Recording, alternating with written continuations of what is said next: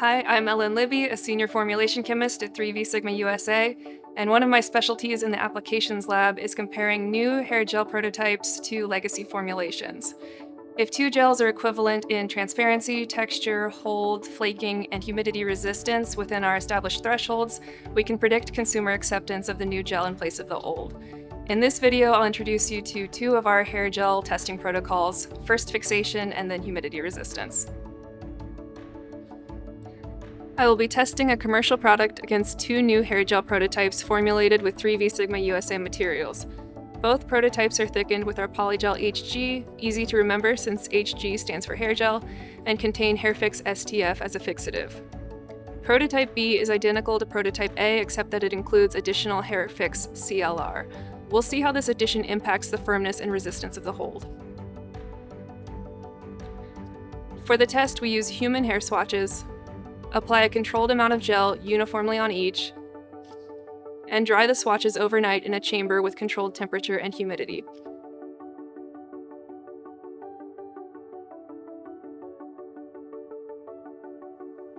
We use a texture analyzer equipped with a 3-point bend apparatus specifically designed for testing hair.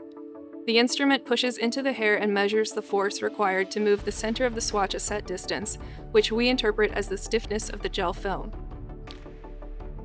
On the same swatch, we repeat this pushing action to assess how much stiffness remains after the initial break in the film, which we refer to as resistance. Here you can see how the second reading on the same swatch compares to the first. Looking at the results, the initial touch force for Prototype A is about 575 grams compared to approximately 700 grams for the benchmark. We have a few options to improve the formula. We could try increasing the HairFix STF. If there's room to increase the viscosity, we could add more carbomer. We could decrease the plasticizing ingredients like the fragrance solubilizer or glycerin, or we could supplement with another fixative. In Prototype B, I chose the additional fixative route. HairFix CLR brought the fixation up to match that of the benchmark. I process the texture analyzer data into easy-to-interpret graphs, one for first touch firmness and one for resistance. The benchmark and Prototype B match in first touch firmness and multiple stroke resistance. Prototype A is about 15% less firm in both aspects. Let's say we've already confirmed that the transparency and texture of the benchmark and Prototype B are matching, and they both flake negligibly. Our final test will be comparing the humidity resistance of both.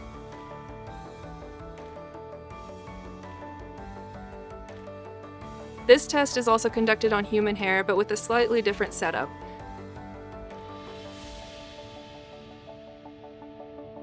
I hang the tresses on graph paper for an initial length read and then move them to a chamber with elevated humidity.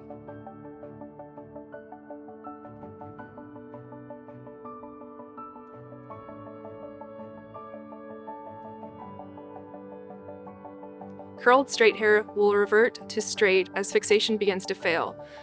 The better performing gel will appear shorter in the end because it's retaining more curl. I hope this has inspired your next hairstyling project.